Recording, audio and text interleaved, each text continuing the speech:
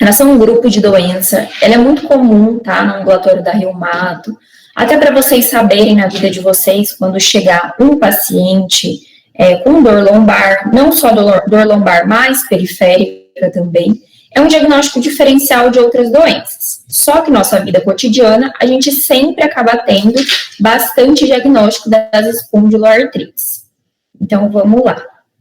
Então, a doença inflamatória, ela também é presente nas espondiloartrites, assim como as doenças reumatológicas. Então, ela é caracterizada por um grupo de doença inflamatória, tá? Semelhante à artrite, semelhante ao lúpus, que é uma doença inflamatória. Só que ela apresenta características diferentes das outras doenças inflamatórias. Então, na reumato, nós somos conhecidos, né, a reumatologia, por a maioria das nossas doenças, elas são inflamatórias, e cada doença tem o seu grupo de características específicas. Então, as espondiloartrites, elas possuem algumas características comuns.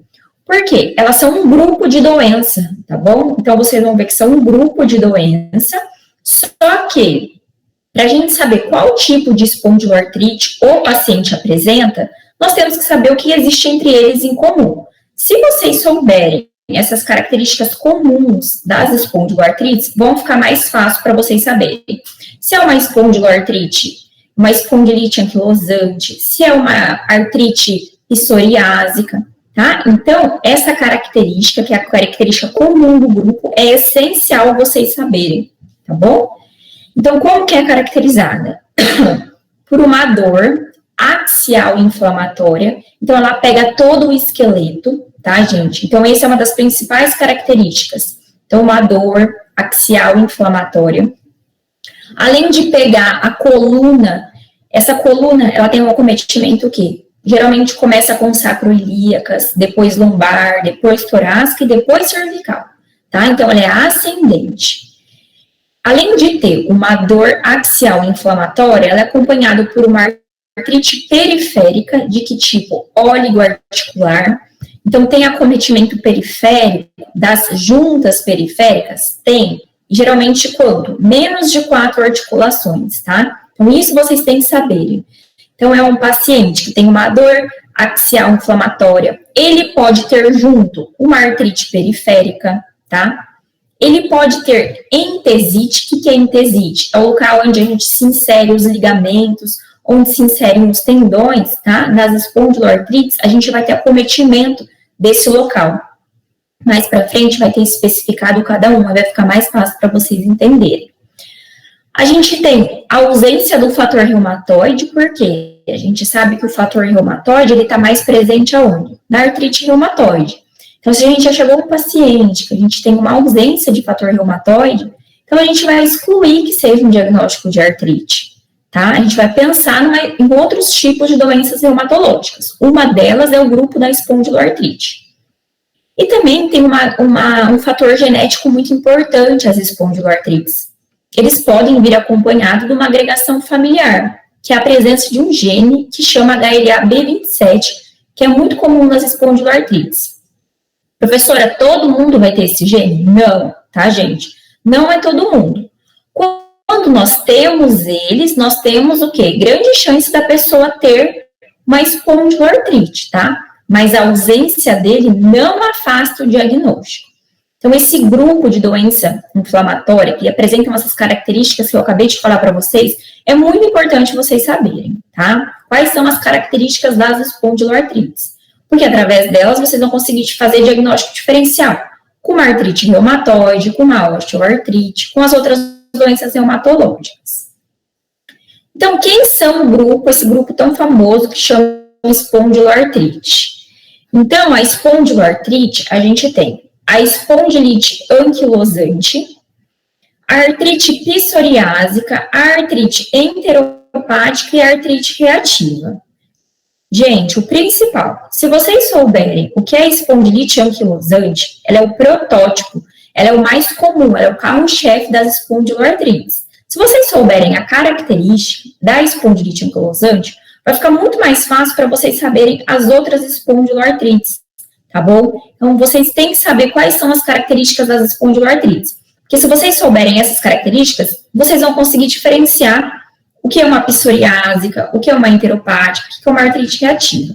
Sabendo as características da espondiloartrite anquilosante, que ela é o protótipo das espondiloartrites. Então, vamos começar. Então, a espondilite anquilosante, ela é a principal do grupo das espondiloartrites. Ela é uma doença inflamatória crônica, que faz parte desse grupo de doença inflamatória. O acometimento dela, gente, é preferencialmente axial, tá bom? O que é axial? Na coluna. Tem preferência, tá? Então, a espondilite anquilosante, ela é uma doença que acomete principalmente coluna. E começa por onde, geralmente? Pelo sacro, pela articulação das sacroiliacas. Então, primeiramente, acomete o sacroilíaco e depois começa a ascender, tá? Tem o acometimento ascendente. O que é isso? Pega as sacroilíacas. Se não cuidar, pega a região lombar, a coluna lombar, pega a coluna torácica e pode pegar a cervical. Só que preferencialmente é a articulação sacroilíaca. Além de ter envolvimentos sacroilíacas e da estrutura axial, pode ter o envolvimento articular periférico. Geralmente é o quê? Óligo-articular, menos de 4 articulações. E pode ter uma doença também que está envolvido os órgãos internos. Então, como ela é uma doença inflamatória, ela pode acometer outros órgãos também. Doutora, mas tem que vir tudo acompanhado? Não, tá, gente? Pode ter associação de articulação sacroiliacas, pode ter envolvimento articular periférico e pode ter associação de acometimento de órgãos internos. E não precisa estar tudo junto. O mais comum, qual é? É a doença que a gente fala, o acometimento da articulação sacroilíaca. E pode ter acometimento, é bem comum a gente ver articulações periféricas, menos que 4 articulações. Tá bom? Então, vamos lá. Então, quais são as características gerais das espondiloartrites? Então, as espondiloartrites, ela tem uma prevalência em torno de 0,5 a 0,8% em cada 100 mil habitantes, tá? E isso é muito interessante vocês saberem. O quê? O acometimento principal são em homens, gente. A gente viu até agora que as principais doenças reumatológicas eram em mulheres. Olha que interessante. Aqui na espondiloartrite, o mais comum é no sexo masculino. Então, acometem cada 3 homens para 1 mulher. E o que é interessante vocês saberem? Que a idade média é uma doença que acomete mais pessoas jovens. O que é isso? Diferente das outras doenças. Então, aqui, o acometimento é de 20 a 35 anos, é a faixa etária mais comum. Então, é o sexo masculino, então é um jovem, se a gente for ver, que vai chegar pra gente com uma dor de que tipo? Inflamatória, lombar, né? E geralmente é uma pessoa de 20 a 35 anos. Então, a gente tem que pensar, espondiloartrite. Qual tipo? Olha, pode ser uma espondilite anquilosante, que é o protótipo das espondiloartrites. Então, a etiologia da espondilite anquilosante, ela é multifatorial. Então, a gente pode ter o HLA-B27, que eu falei para vocês, que pode estar presente, tá? Então, as pessoas que possuem geneticamente o HLA-B27, elas têm propensão a ter uma espondiloartrite, sim, mas a ausência dele não exclui o diagnóstico, tá? Critérios imunológicos, né? A etiologia imunológica, como todas as doenças da reumato, né? E fatores ambientais que podem funcionar como gatilhos também das espondiloartrites. Nesse caso que a gente está falando é da espondilite anquilosante, tá, gente? Então, quais são as manifestações clínicas da espondilite anquilosante? Então, são as manifestações axiais, que eu acabei de falar para vocês, que tem acometimento da coluna principal, sacroiliacas, depois pode ter da coluna lombar, torácica e cervical. As manifestações periféricas, que inclui quem? Aquela artrite periférica óligo-articular, com acometimento menor que 4 articulações, né? E as manifestações sistêmicas também podem cursar na espondilite anquilosante. Então, como é a dor lombar na espondilite anquilosante? É uma das principais características da espondilite anquilosante. Então, a dor lombar, ela é uma dor lombar inflamatória. Mas o que é isso, doutor? Uma dor lombar inflamatória? A dor lombar inflamatória é aquela dor que o paciente fala, poxa vida, eu tô deitado à noite, eu vou dormir, na hora que eu tô deitado, eu não tenho posição para ficar na cama, eu tenho que se movimentar, eu tenho que levantar. E quando eu faço a minha atividade, quando eu tô no trabalho, eu não sinto dor. Eu só sinto dor quando eu tô deitado. Quando eu tô muito tempo deitado, eu tenho que começar a fazer alguma atividade. Isso é inflamatório, tá? Então, ela é uma dor lombar inflamatória, é aquela dor que piora ao repouso. E ela melhora com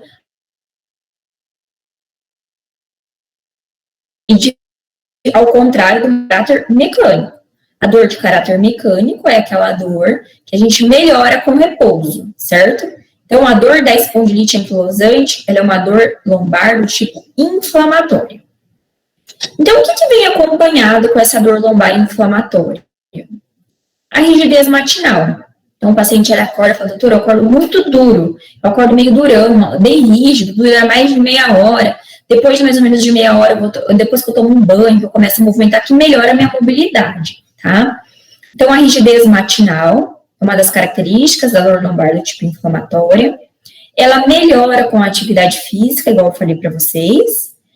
Ela não melhora com repouso, quando o paciente está em repouso, ele piora as suas dores, então ele fala, doutor, a hora que eu paro, minha dor começa, tá? Então, quando eu fico deitado, fico um pouco de tempo deitado, eu tenho que me movimentar, porque eu tenho que levantar da cama, porque eu não tenho posição para ficar, tá?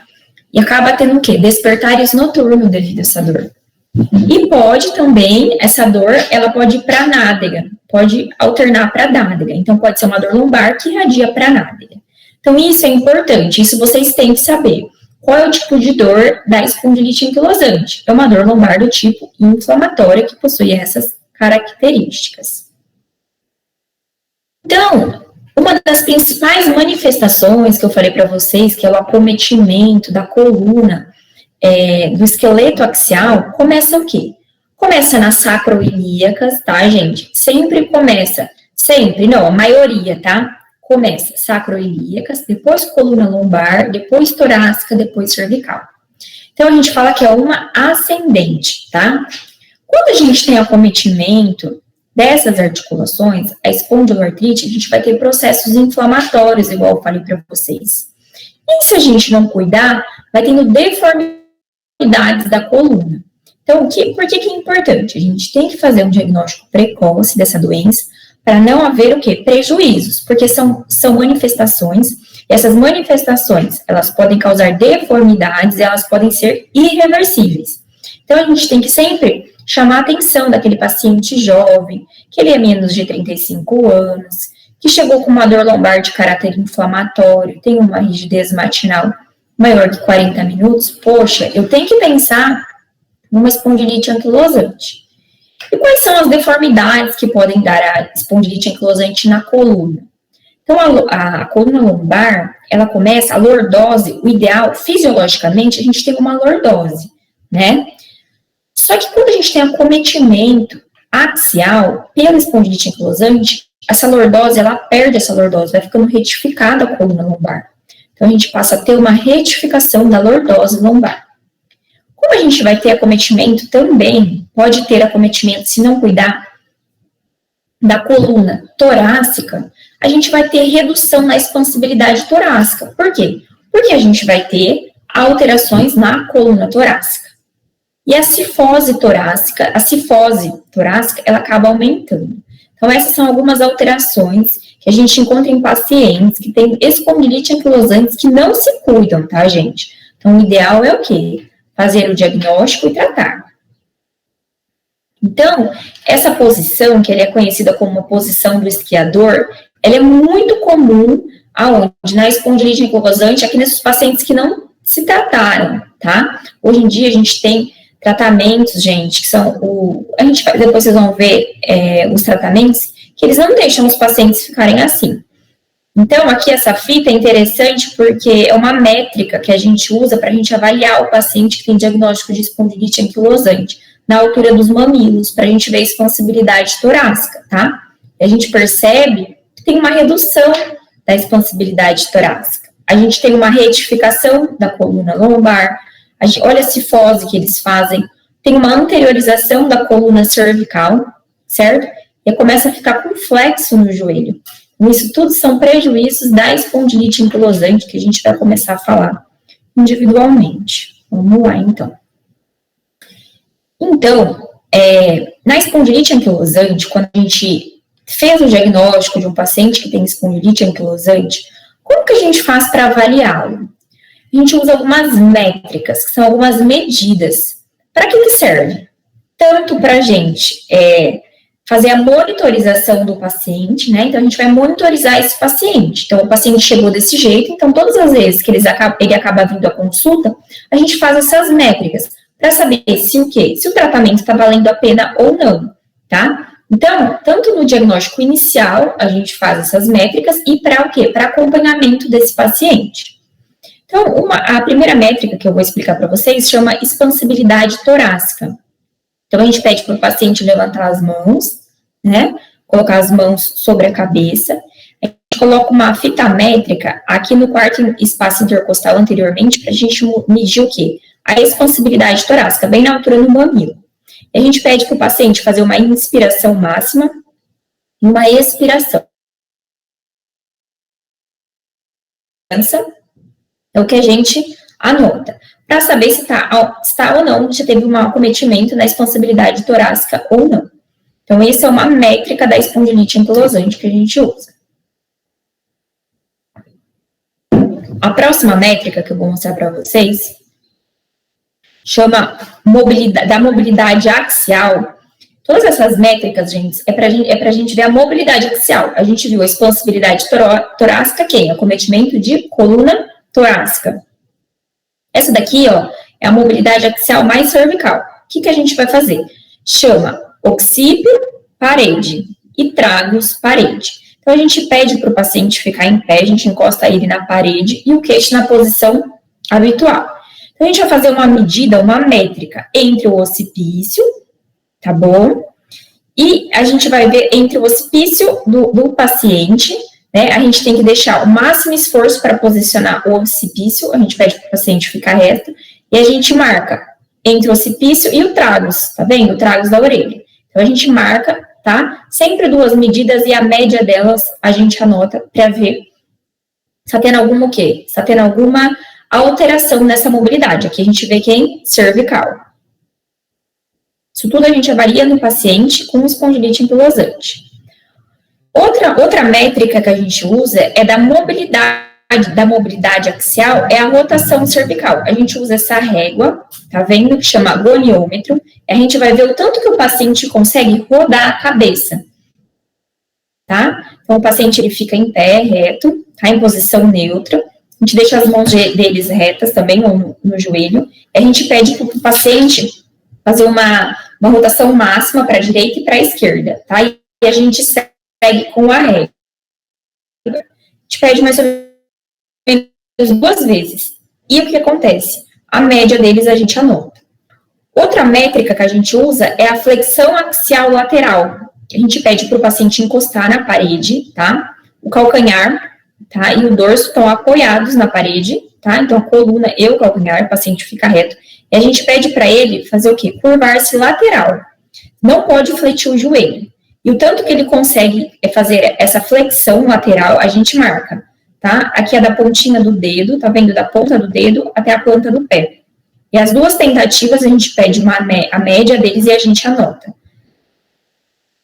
Tá? Então, posiciona-se uma marca na coxa, a gente marca aqui na coxa e a gente curva o paciente lateralmente. Não pode fletir o joelho, também não pode levar o calcanhar, né? E a gente pede para ele fazer uma flexão lateral, certo? E a diferença, a gente pede 2 vezes. A diferença entre as duas é o valor exato. A outra métrica que a gente faz muito no consultório chama Schober, tá? É o principal, tá, gente? É o que a gente mais usa no nosso dia a dia dessas métricas, é o Schober, tá? O Schober, como que é? É para a gente ver principalmente a mobilidade axial também.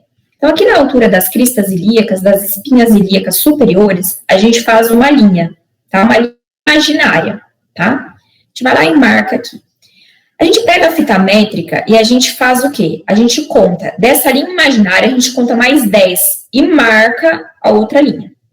Tá vendo? Então, aqui vai ter o quê? 10 centímetros. A gente pede para o paciente para ele fazer uma flexão, tá? Então, a gente pede para o paciente curvar o máximo para frente. Isso é chamado de flexão.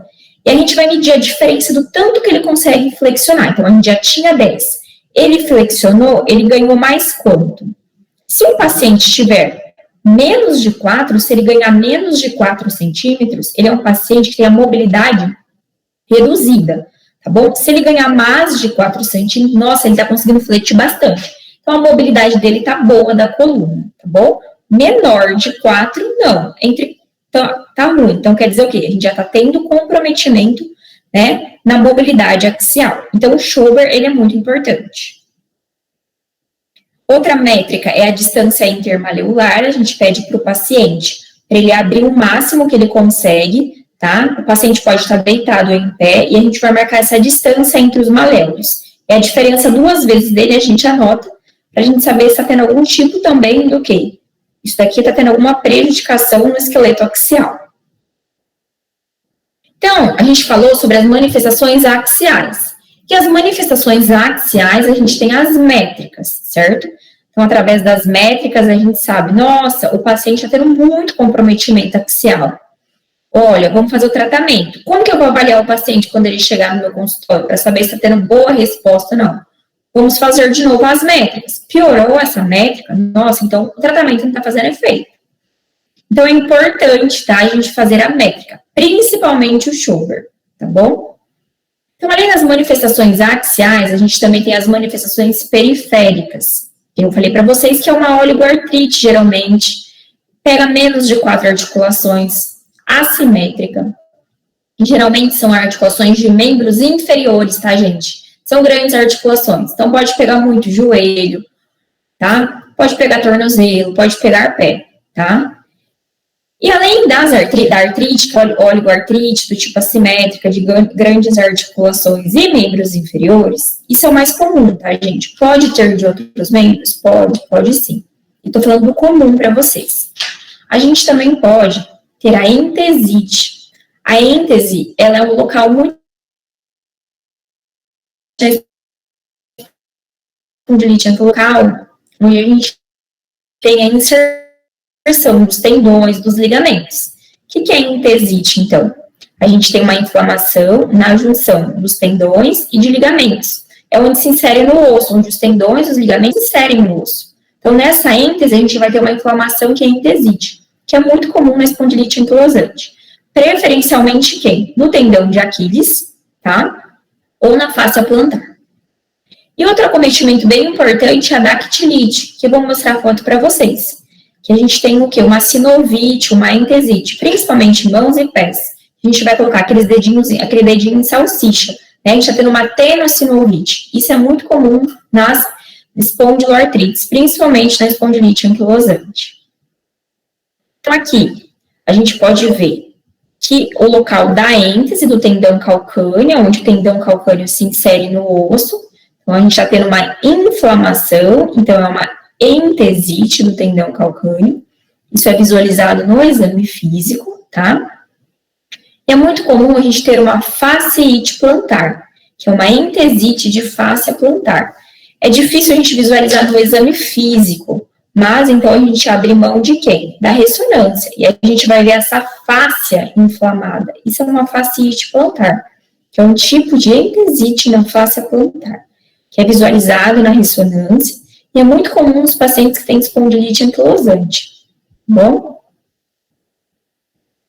Um outro acometimento, então a gente já viu que tem um acometimento, pode ter um acometimento axial, pode ter um acometimento das articulações, uma artrite do tipo periférico, uma oligoartrite, pode ter entesite, e a gente também pode ter dactilite, tá, gente? Que é uma tenossinovite, é esse dedo aqui em salsicha, olha a diferença dos outros dedos.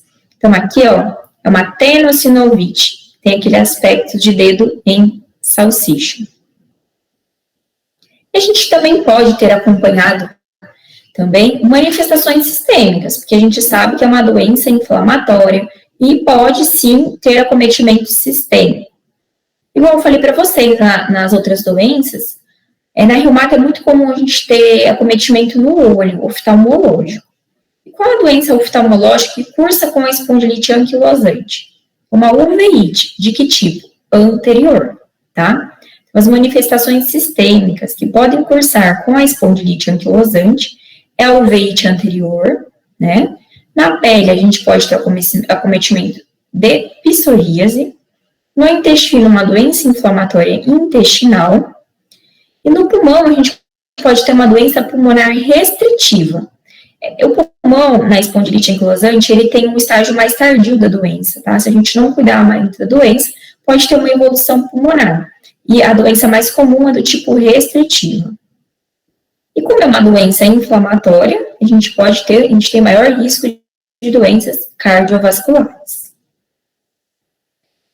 Na espondilite anquilosante, os achados laboratoriais, eles não chamam muito atenção. Como é uma doença inflamatória, ela é uma doença que não tem cura, ela é uma doença que tem controle, tá, gente? Então, o que a gente vai ver no hemograma? Uma anemia de doença crônica. Em 15% do hemograma, a gente pode visualizar uma anemia de doença crônica igual nas outras doenças inflamatórias, tá bom? A gente pode ter provas de atividade inflamatória aumentada. VHS e o PCR podem estar aumentados. A gente pode ter a presença do gene do HLA-B27. 90% das pessoas que possuem, então, espondilite anquilosante, elas acabam tendo esse gene HLA-B27 positivo. E na radiografia simples, então vamos lá. Então, o paciente tem espondilite, a gente está achando que o paciente tem espondilite anquilosante, certo? Como assim? Então, é um paciente que chegou, ele é um paciente que tem uns 35 anos, então a gente faz um diagnóstico, geralmente são pacientes mais jovens, tem uma dor lombar de caráter inflamatório, tem uma entesite associada em calcânio, pode ter uma dactilite associada, poxa, eu acho que pode ser uma espondilite anquilosante. Mas como eu vou saber se é ou não? Qual tipo de exame eu posso fazer de imagem? A gente usa muito, gente, o raio-x, só que eu quero deixar claro para vocês qual tipo de raio-x, qual a articulação. Sacroiliacas, porque o maior acometimento do esqueleto axial na espondilite anquilosante são das sacroiliacas. E o que a gente vai encontrar? Uma inflamação na sacroiliaca, então chama sacroileite. Só que eu quero deixar claro para vocês que o acometimento, a gente visualizar uma sacroileite no raio-x, é mais assim, quando a gente já tem um tempo da doença, tá? Nos casos mais agudos, o paciente está tendo dor há pouco tempo, no raio-x ainda não vai ter nenhum tipo de alteração. As alterações do raio-x, elas são um pouco mais tardias do diagnóstico, tá? Então, antigamente, a gente só se usava raio-x para fazer o diagnóstico pela imagem, tá, da espondilite anquilosante.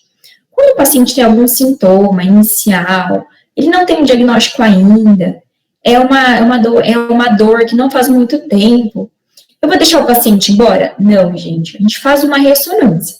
As lesões mais agudas das sacroiliacas, elas só conseguem ser visualizadas na ressonância de sacroiliaca. No raio-x, ainda elas não conseguem ser visualizadas, tá bom? Existem uns critérios, que são os critérios de New York. Esses critérios, eles foram muito utilizados, e eles são utilizados para a gente fazer o diagnóstico de espondilite anquilosante.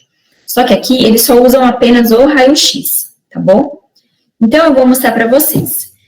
Então, esses são os critérios de New York, eles são critérios modificados para avaliação das sacroiliacas na onde? No raio-x simples. Então, qual que é a graduação da sacroileite radiográfica?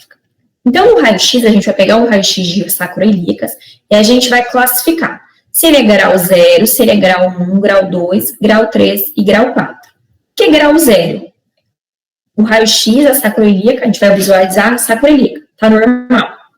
Grau 1, tô suspeita, não sei se é ou não é. Grau 2, a gente já tem algumas anormalidades mínimas, tá? A gente tem o quê? Um pouquinho de esclerose, tá? A gente pode ter algumas alterações mínimas. Grau 3, a gente já tem alterações mais moderadas nas sacroiliacas.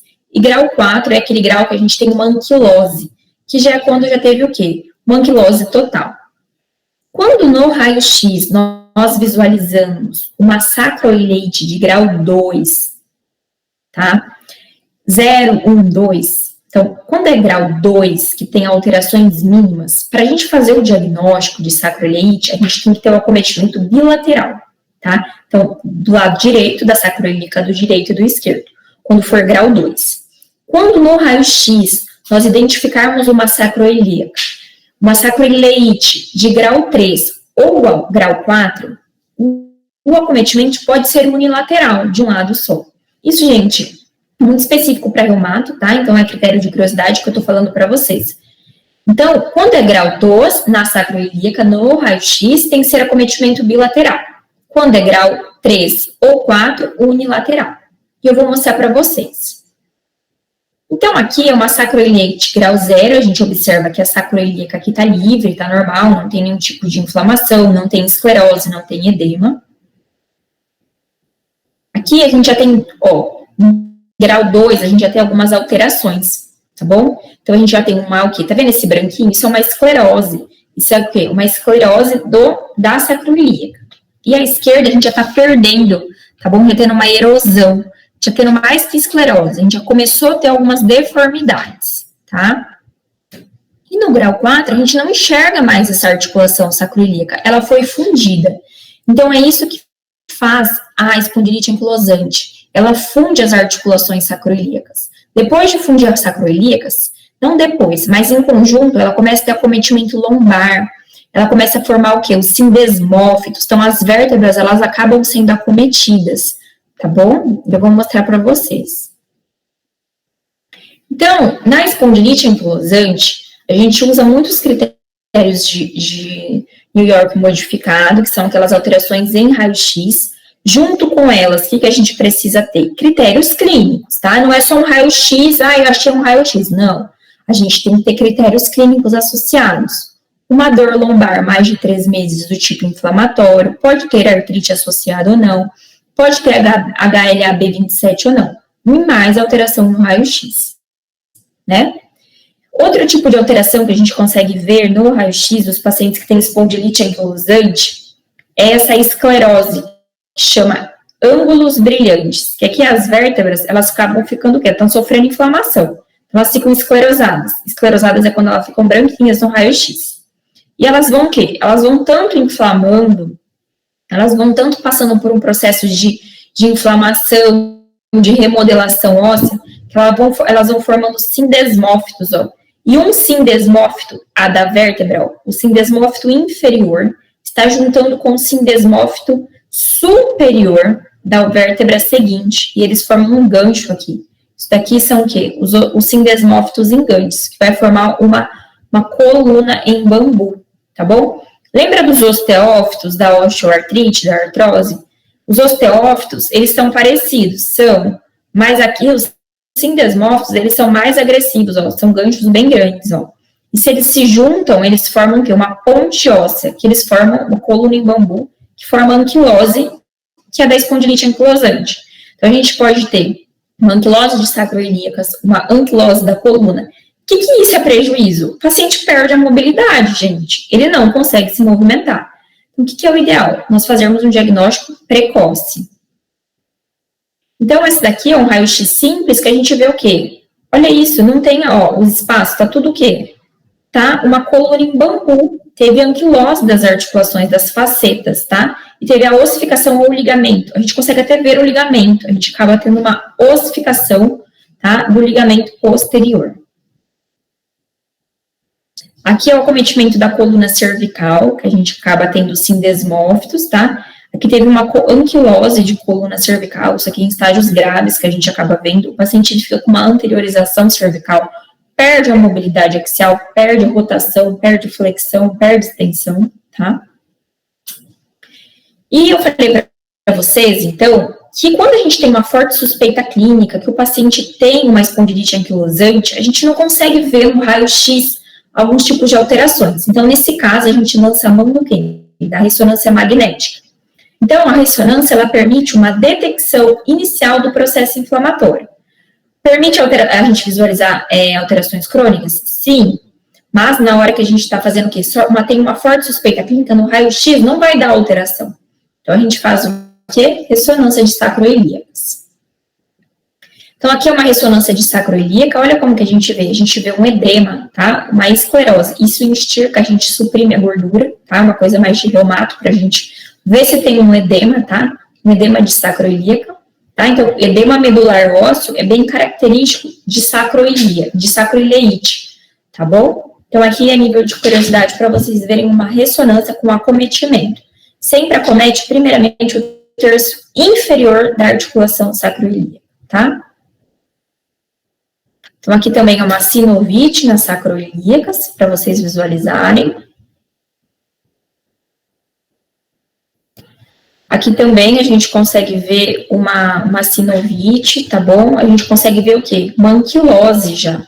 Então, anquilosou, perdeu esse espaço, certo? Perdeu o espaço da articulação sacroiliaca, fundiu. Então, o que a gente consegue ver? Perdeu a mobilidade do paciente, anquilosou a coluna, então não tem como ele se movimentar.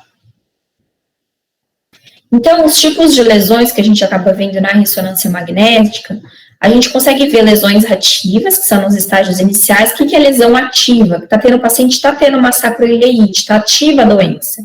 Edema de medula óssea, tá? Capsulite, sinovite e entesite. Agora, as alterações mais crônicas na ressonância é esclerose, erosões e as pontiosas. São lesões crônicas, já teve uma fusão, o paciente já perdeu mobilidade. Então, existem diferenças das lesões inflamatórias ativas, olha, a doença está ativa. Lesões crônicas, que são algumas sequelas que já teve o quê? O acometimento da doença. Então, os critérios de New York, que nem eu falei para vocês, a gente tem critérios clínicos, que tem que ter uma rigidez lombar maior de 3 meses, melhora com exercício, né, mas não alivia com repouso. A gente tem uma limitação da coluna lombar, tanto no plano sagital quanto no frontal. A coluna, a torácica, a gente pode ter uma diminuição da expansibilidade torácica, que nem eu falei para vocês, então pode ter limitação da coluna torácica. E nos critérios radiológicos, se a gente vê os critérios de New York, eles só tem, a gente avalia critérios clínicos mais radiográficos. Quais são os radiográficos? É o raio-x, gente. Se tiver uma sacroileite grau 2, tem que ser bilateral, e se for grau 3 ou 4, unilateral. E, então, a espondiloartrite, ela é definida se a gente tiver algum desses critérios, certo? Qual que é o tratamento, então? Como que eu vou tratar um paciente que tem diagnóstico de espondilite anquilosante? Primeira coisa, sempre é um tratamento, primeiro, não medicamentoso. Então, tem que pedir para o paciente a educação do paciente, sempre fazer um fortalecimento de coluna, que é fisioterapia. A gente trabalha sempre em conjunto com a terapia ocupacional. A gente reabilita esse paciente para ele não ter prejuízos na sua qualidade de vida, né? Pede para fazer alguns exercícios e a gente às vezes pede também grupo de autoajuda. Porque pacientes que são diagnosticados muito tardiamente, eles perdem muita mobilidade da coluna. Então acaba tendo um comprometimento psicológico importante, que eles acabam ficando limitados. Quais são os medicamentos que a gente, assim, usa muito na espondilite anquilosante? Primeira coisa, os anti-inflamatórios. Aqui a gente vai ver que a gente não vai usar anti-inflamatório quando o paciente tiver dor. Não. A gente vai usar anti-inflamatório de horário aqui. A gente também usa os DMARDs, que a gente faz sintéticos, né? Que pode ser o metotrexato ou a sulfasalazina, são os mais utilizados na espondilite anquilosante. E alguns imunobiológicos, os anti-TNFs e os anti-interleucina 17. Então, o tratamento com anti-inflamatório, eles devem ser usados desde o início da doença. Então, é um paciente que a gente teve diagnóstico de espondilite anquilosante. Qual a primeira medicação? A gente primeiro não medicamentoso. Mas qual medicação nós vamos utilizar? Anti-inflamatório. É de uso contínuo, gente, tá? Não é só quando a paciente tiver dor, não. Aqui a gente usa de uso contínuo, tá? A gente já viu que já apresenta melhores resultados quando aos danos estruturais inibe a progressão radiográfica da doença, tá? Então, a gente tem melhor é o uso contínuo de horário, tá? Do que o uso intermitente, que às vezes quando o paciente tem dor. Então, na espondilite anquilosante é uma das únicas doenças que a gente usa anti-inflamatório de uso contínuo. Esse é o primeiro tratamento. E corticoide a gente usa? A gente pode até usar, tá? No caso, se o paciente tiver algum tipo de artrite,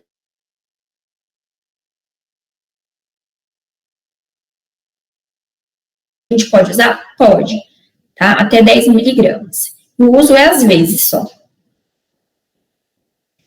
E qual outro tratamento?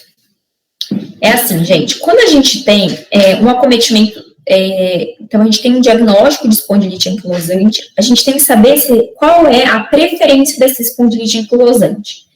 Ela cometeu só coluna lombar, só sacroiliacas, então a gente dá o diagnóstico de uma espondilite anquilosante preferencialmente axial, tá?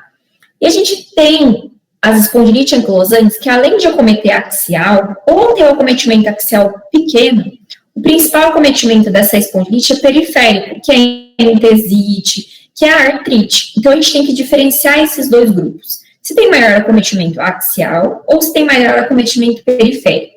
Se for axial, primeira coisa é anti-inflamatório.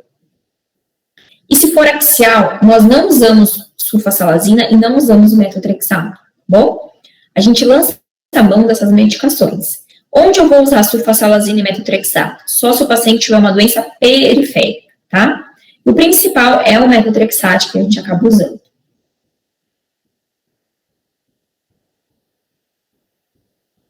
Então, qual é a recomendação para o uso de anti-TNF pela Sociedade Brasileira de Reumatologia? Então, quando a gente vai usar o anti-TNF? Quando eu vou lançar a mão do biológico? Nas espondilites axiais, eu usei anti-inflamatório, o paciente não melhorou, eu vou reavaliá-lo em 3 meses e ele não melhorou. Então, eu vou usar o que? Um biológico. Nos casos periféricos, eu usei anti-inflamatório, eu já usei metotrexato ou sulfasalazina e ele não melhorou, a atividade periférica ainda tá, então eu vou usar um biológico. Então, sempre na doença ativa ou moderada, intensidade. Quando os casos são axiais, uma resposta inadequada a 2 ou mais anti-inflamatório, eu posso associar 2 anti-inflamatório por 3 meses. E a pessoa, nos casos periférica, não respondeu nem a anti-inflamatório, nem uso de metotrexato e sulfasalazina. Então, a gente vai usar o quê? Anti-TNF. Se falhou o anti-TNF, ou tem algum tipo de contraindicação, a gente pode usar um interleucina do tipo 17, que é outro tipo de biológico.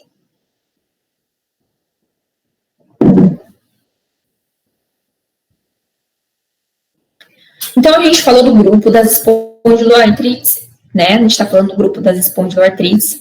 A principal espondiloartrite que a gente mais vê no nosso dia a dia é a espondilite anquilosante. Se vocês souberem a característica da espondilite anquilosante, fica muito fácil vocês saberem as outras características das outras espondiloartrites. O que diferencia é o que ela vai acometer. Por exemplo, a artrite psoriásica. Então, ela tem as características da espondilite anquilosante, mas ela acomete mais a pele, tá? Então, a artrite psoriásica. Então, a gente tem acometimento cutâneo. Então, a gente tem o acompanhamento cutâneo, tá bom? Ela tem um envolvimento articular, periarticular e êntese, né? Que a gente falou, é a mesma coisa o que da espondilite anquilosante, por isso que eu falo, tem que saber espondilite anquilosante para saber os demais. Também é uma doença de origem inflamatória e ocorre em pessoas que têm psoríase, tá? 10 a 30% dos pacientes que possuem psoríase, eles podem desenvolver artrite psoriásica. Quais são as manifestações clínicas da artrite psoriásica? 75% das lesões da cutânea, que são as lesões da psoríase, elas aparecem antes do quadro articular. Então, primeiro eu tenho a doença cutânea, nossa, o paciente tem psoríase. Depois de alguns anos, ele vai desenvolver uma artrite psoriásica. Vai ter acometimento articular, vai ter acometimento de êntese, então é um acompanhamento. Então, teve a doença principalmente cutânea e evoluiu para uma doença articular. 75% dos casos da artrite psoriásica, elas são dessa forma, tá? Existe o contrário? Sim, tá? 10% a gente pode ter manifestações articulares primeiro e depois o paciente desenvolver a psoríase. Só que isso o diagnóstico é super difícil. O paciente vai ter artrite, eu não vou saber qual tipo de artrite é, só que depois de algum tempo ele desenvolve uma psoríase. Isso são só 10% do caso. E 15% a gente pode ter concomitante, abrir um quadro de artrite e junto a psoríase. Gente, nem todo paciente que tem psoríase, tem dor articular, tem artrite psoriásica. Para ele ter artrite psoriásica, ele tem que ter o quê? Uma oligoartrite, pode ter acometimento de êntese, pode ter acometimento de dactilite, tá bom? Então, a gente tem que saber o diagnóstico, a gente tem que saber as características desse grupo para a gente especificar se é uma artrite psoriásica ou não. Então, quais as manifestações clínicas? Então, a artrite psoriásica era um subgrupo, e dentro da artrite psoriásica a gente divide ainda os pacientes, gente. O que eu quero que vocês saibam? Que a maioria das artrites psoriásicas, elas são oligoartrite, menor de 4 articulações, e assimétrica. Mesma coisa do que da espondilite anquilosante, né? Então, sempre oligoartrite do tipo assimétrico. É a mais, que tem maior prevalência, 70%. A gente tem uma poliartrite simétrica? Pode ter também. Então, é outro subgrupo dentro da artrite psoriásica. Só que, ó, a porcentagem é menor. A gente pode ter uma artrite com envolvimento predominante de interfalangiana distal, que é de 4 a 54%. Uma artrite mutilante, que é rara. Uma doença só com psoríase com acometimento axial, que é uma minoria, 5% também. Então, a prevalência, a maior, dentro do grupo da artrite psoriásica, qual que a gente mais tem? A prevalência, qual mais prevalente? A oligoartrite do tipo assimétrica. Então, a gente envolve até 4 articulações. Então, o comprometimento é assimétrico e, principalmente, acometimento de membros inferiores. Por isso que eu falo, é igual ao da espondilite anquilosante. Por isso, tem que saber espondilite anquilosante. Acomete em especial o joelho e pode somar o envolvimento de articulações interfalangianas de mão ou de pés, tá bom?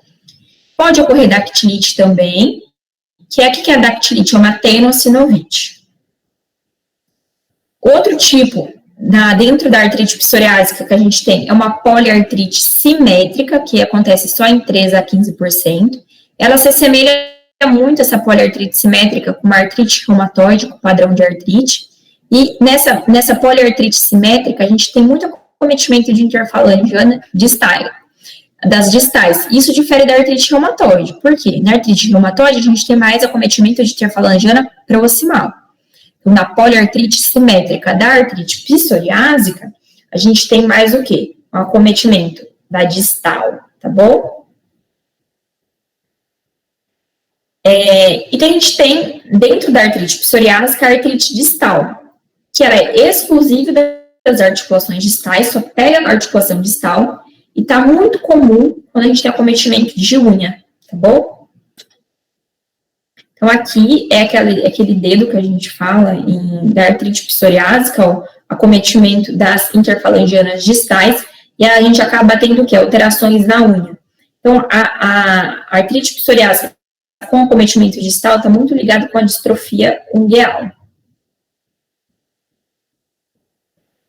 5% a gente tem a artrite mutilante, ela é muito grave, tá? Ela é a pior que tem. A gente tem um dedo que é chamado dedo em telescópio. A gente tem uma perda da arquitetura e subluxação completa desse dedo.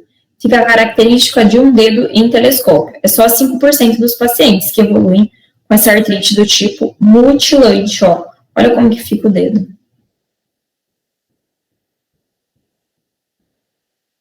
E nós temos a doença predominantemente axial, que também é baixa, né, a porcentagem. A gente tem inflamação das articulações sacroilíacas, né, na artrite psoriásica. E geralmente, quando a gente tem na artrite psoriásica, o acometimento não é das duas articulações, ela é unilateral, só pega uma sacroilíaca, tá bom? E diferente da espondilite anquilosante, a espondilite anquilosante é uma doença que ela pode ter acometimento bilateral, é comum. Na artrite psoriásica, o acometimento é mais o quê? Unilateral. E é descontínuo, diferente, tá bom? Diferente da artrite que a gente fala da espondilite anquilosante. A espondilite anquilosante, a gente tem mais o quê? O acometimento contínuo das vértebras. Na doença axial da artrite psoriásica, é mais o acometimento descontínuo, tá? Então, o comprometimento psoriásico da coluna em geral, ele é descontínuo.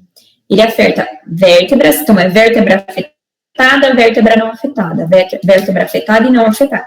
Então, isso é uma descontinuação, diferente da espondilite, que as vértebras são contínuas, o acometimento vertebral. Aqui é uma entesite que eu mostrei para vocês, do tendão calcâneo, que chama aquiliana, e a fasciite plantar, que a gente tem um entesófito, bom, no calcâneo, que é o famoso esporão. Aqui é uma dactilite, que é muito comum na artrite psoriásica, principalmente de dedos dos pés, tá bom? A gente tem essa tenossinovite, que é uma dactilite. É comum na artrite psoriásica. E a gente tem uma dactilite aqui nos dedos das mãos, esses dedos em salsicha, aquele lá foi no pé, que esse daqui é nas mãos. E a gente viu o quê? A gente está tendo lesões da psoríase, olha a lesão da psoríase. Então, o paciente tem psoríase e tem uma dactilite. No olho, a artrite psoriásica pode ter acometimento ocular? Pode. Quem? Uveíte anterior, na espondilite anquilosante a gente também tem uveíte anterior, e pode ter também conjuntivite, tá bom? Esses são os acometimentos articulares oftalmológicos da artrite psoriásica. Laboratorialmente, idem, gente, doença inflamatória, anemia normonorme, PCR e VHS podem estar elevados porque é uma doença inflamatória. O envolvimento, o que a gente vai ver no raio-x de uma paciente que tem artrite psoriásica? Então, a artrite psoriásica, ela tem mais predisposição para acometimento de interfalana distal. Então, a gente pode ter acometimento de articulações de mãos e de pés. E ela é o quê? Uma oligoartrite. De que tipo? Assimétrica.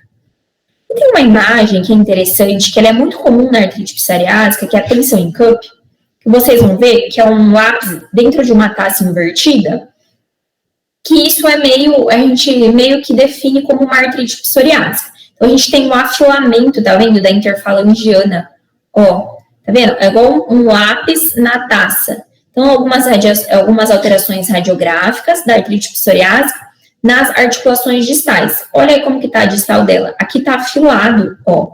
Então, são erosões sutis do periósteo, certo? E depois alterações erosivas, que a gente vê proliferativa. Então, é um lápis na taça. Isso é muito comum do quê? Da artrite psoriásica.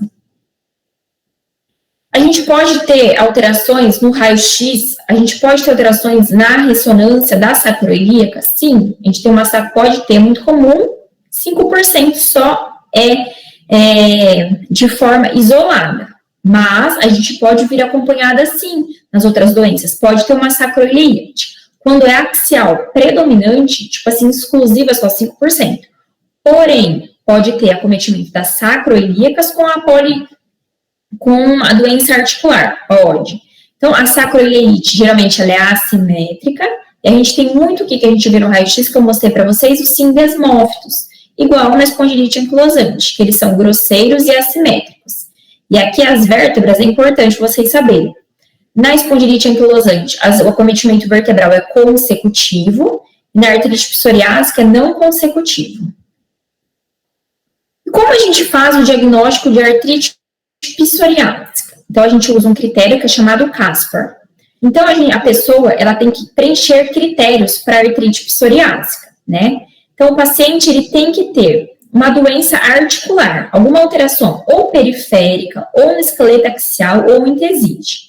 E ter mais de 3 pontos baseados nas seguintes categorias. Então, o paciente tem algum acometimento articular.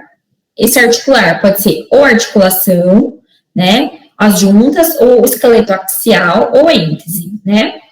E pode ser o quê? E tem que ter 3 pontos. Quais são os pontos? Evidência de psoríase. Alguma alteração na unha. O fator reumatoide negativo.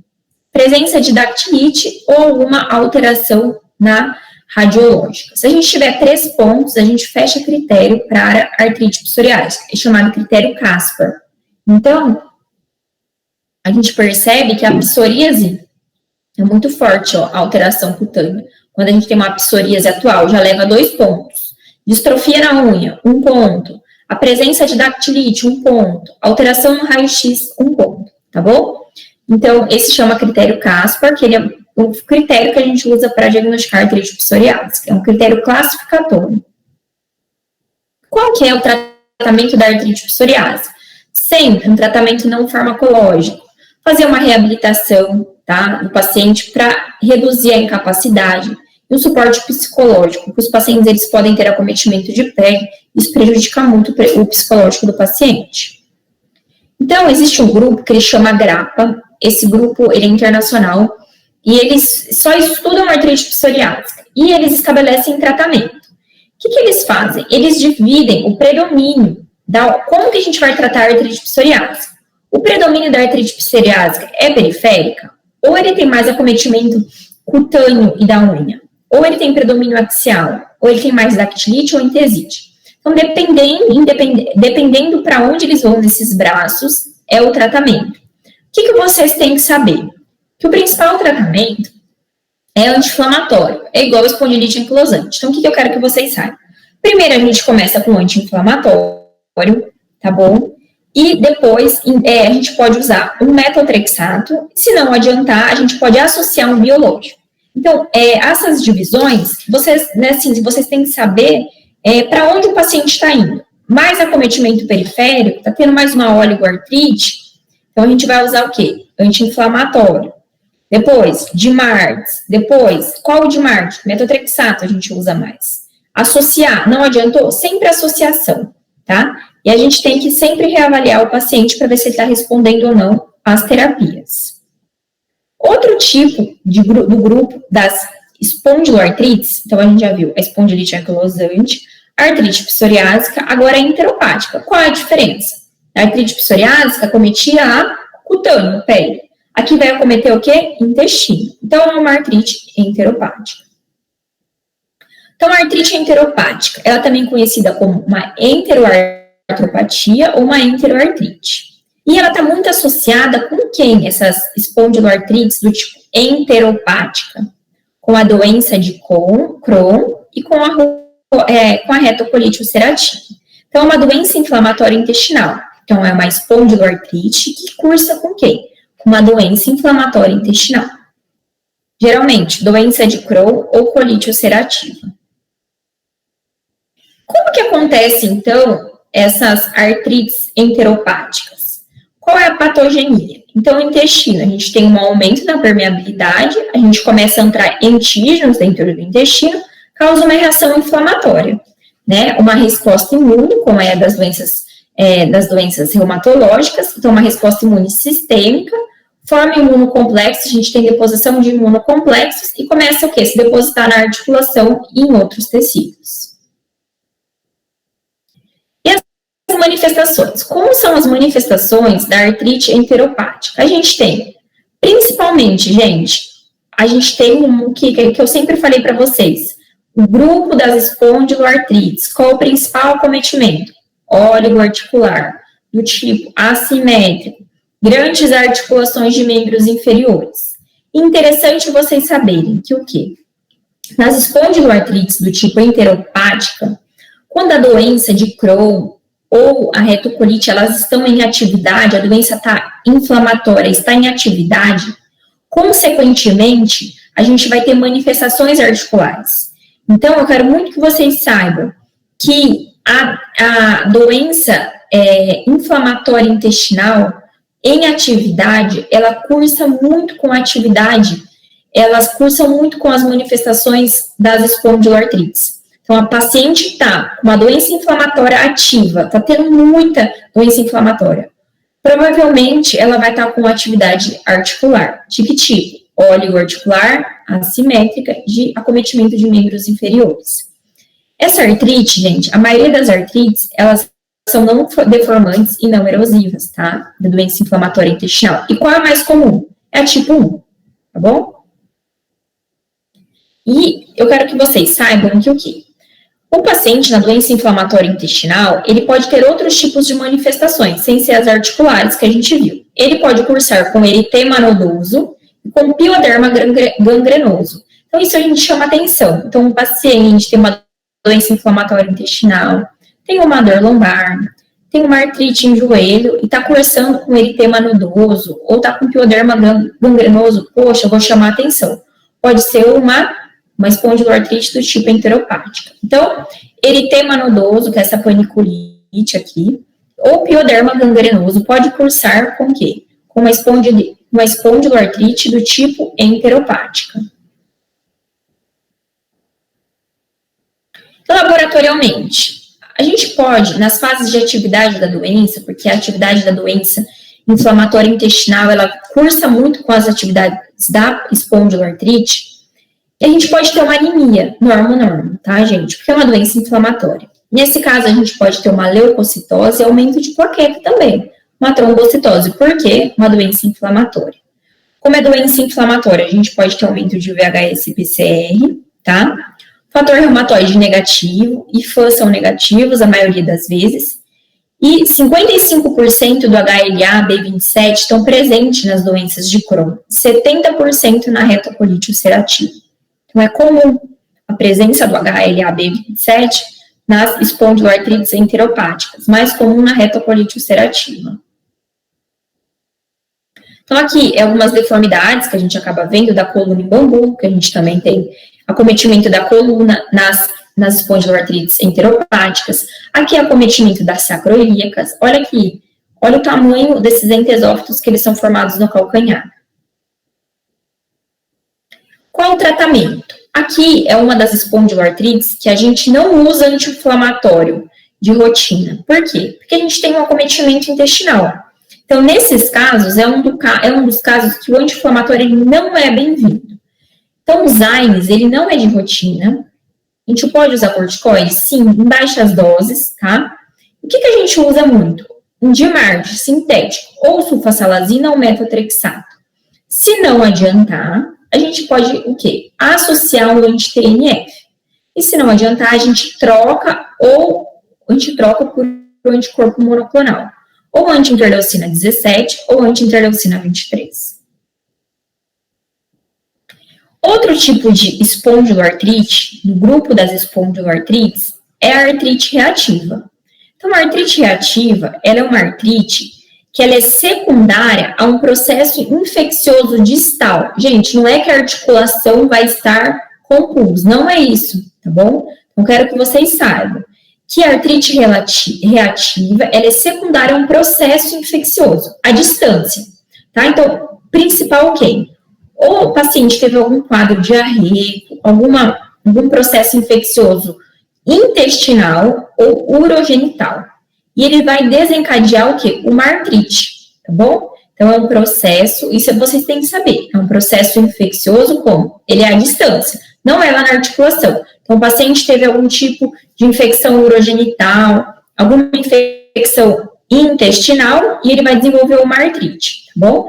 Ela é aguda e ela é não supurativa também. O que a gente vai ter acometimento, gente, na artrite reativa? Vai acometer a esqueleta dorsal? Sim. De que tipo? Ascendente. Como? Sacroiliacas primeiro, depois coluna lombar, depois torácica, depois cervical. A dor lombar são as mesmas características. Dor inflamatória, uma dor lombar inflamatória. E pode, o quê? Consequentemente, ter a presença de uma sacroileite. E que tipo que é, gente, de acometimento articular? Sempre. É uma oligoartrite, né? Ela é assimétrica e tem predomínio de quem? Membros inferiores. Pode ter acometimento de ênfise? Também pode. Quem? Tendão de Aquiles e fáscia plantar é o mais comum. E pode ter dactilite. Por isso que eu falo para vocês, se vocês souberem as características da espondilite anquilosante, vocês vão ver que elas se encaixam em quase todas as espondiloartrites, na maioria. O que diferencia é que cada um vai acometer, certo? Cada subgrupo. A artrite reativa, eu quero que vocês saibam, que nem a enteropática, a gente não sabe se tiver um eritema nodoso, um pioderma gangrenoso, junto com as características das espondiloartrites, a gente tem que pensar numa doença inflamatória intestinal, numa espondiloartrite enteropática, né? Porque o paciente vai ter acometimento intestinal também. Essas características, que é a balonite circinada, que a gente fala, que é essa alteração, a ceratodermia blenorrágica e lesões afitosas, está totalmente ligado com a artrite reativa, tá bom? Então, quando falar de balonite, o paciente teve uma infecção urogenital, teve acometimento, uma balonite circinada, teve uma blenorragia cerotodérmica, que a gente fala, e lesões afitosas, poxa, e acometimento articular, nossa, ele pode estar tendo o quê? Uma espondiloartrite do tipo reativa, secundária a um processo infeccioso distal. Quem foi, no caso? Uma infecção urogenital, uma infecção do trato gastrointestinal. Tem uma síndrome que é chamada síndrome de Reiter. que antigamente a artrite reativa ela era conhecida mais por essa síndrome, mas a gente sabe que hoje não é só isso. Então, ela tem uma artrite reativa, como oligoassimétrica, né? Geralmente membros inferiores, aqui, por exemplo, no joelho. Uretrite, então ela está tendo uma uretrite, provavelmente secundária é o quê? A um processo urogenital. E conjuntivite, tá bom? Então, isso é uma tríade que a gente fala, a tríade de Reiter. Como que é? Uma oligoartrite assimétrica, tá? Uma uretrite e uma conjuntivite. Isso daqui é uma síndrome que é conhecida, que é uma tríade. Isso é a nível de curiosidade para vocês saberem a síndrome de Reiter. Laboratorialmente, nas artrites reativas, anemia normo-normo, leucócito pode estar aumentado, porque vai ser secundário a um processo infeccioso, VHS-PCR também, e nesses casos, gente, a gente lança cultura, a gente lança mão de cultura. Por quê? Porque é secundário a um processo infeccioso. Então, eu tenho que descobrir se está tendo um processo infeccioso urogenital, do trato gastrointestinal. Como a gente faz? Cultura, então. A gente pode pedir sorologia para Shigella, para Salmonella. HLA-B27 pode estar presente? Pode. E quando nós formos, se por dúvida, o paciente está com uma artrite e a gente não sabe de que origem é, a gente vai lá e punciona o líquido. Ele vai vir com um pulso? Gente, não vai vir, tá bom? Ele é estéril, esse líquido, tá? Então, eu quero que vocês saibam. Por quê? Porque ele é secundário a um processo infeccioso à distância, tá bom? Então, ele é só inflamatório. Os exames de imagem da artrite reativa. A sacroileite também é unilateral, igual da artrite psoriásica. Pode ter presença de sindesmófitos, de erosões articulares, de periostite em locais onde a gente tem entesite. Como que a gente faz o diagnóstico? A gente viu uma oligoartrite assimétrica e tem predomínio de o quê? Membros inferiores, que fazem parte do grupo da espondiloartrite, e associada com o quê? Com uma infecção prévia. Então, gente, sempre saber, infecção prévia, com acometimento de oligoartrite em membros inferiores, pensar em artrite do tipo reativa, principalmente infecção prévia do trato gastrointestinal ou do trato urogenital. Como que a gente trata? Nesse caso, a gente trata primeiramente com anti-inflamatório. A gente pode também associar corticoide. Só que a inflamação está crônica, não está resolvendo só com anti-inflamatório. A gente usa de margem, quem? Sulfasalazina ou metotrexato. Refratário, associa anti-TNF. É igual a todos os grupos, gente. Menos da enteropática, que o anti-inflamatório ele não pode ser todos os dias. Lembra que eu falei para vocês? E antibiótico. Nesse caso, se a infecção não foi resolvida do trato gastrointestinal ou urogenital, que são os mais comuns, a gente acaba lançando mão do quê? De antibiótico. Se for diarreia infecciosa, a gente pode usar uma quinolona, a gente pode usar um Bactrim. E se for por clamídia, a gente pode usar um doxiciclina ou uma azitromicina. E o último tipo de doença do grupo das espondiloartrites são as espondiloartrites indiferenciadas. Mas o que é isso? É quando não fecha critério para nenhum tipo de espondiloartrite, nem para anquilosante, nem para psoriásica, nem para espondilite enteropática, nem para artrite reativa. Mas a gente sabe que o paciente tem uma dor inflamatória, lombar. A gente sabe que ele está tendo uma oligoartrite assimétrica. Ele tem o quê? Algumas alterações no VHS-PCR aumentado, só que ele não se encaixa em nenhum grupo de doença. Então, a gente fala o quê? Que é uma espondiloartrite do tipo indiferenciada. Então, a espondiloartrite indiferenciada é um grupo de paciente que apresenta características clínicas e radiológicas, eles também podem ter alterações, tanto na ressonância ou no raio-x. Elas são sugestivas de espondiloartrite, mas elas não preenchem critérios para nenhuma daquele grupo de doença bem definido. Gente, a aula foi isso, tá bom? Vocês têm dúvida de alguma coisa? Querem falar alguma coisa? Não, por enquanto, tranquilo. Tá bom. Se vocês tiverem alguma dúvida, vocês podem entrar em contato, combinado? Boa prova para vocês. Obrigada, professora. Tchau, tchau, gente.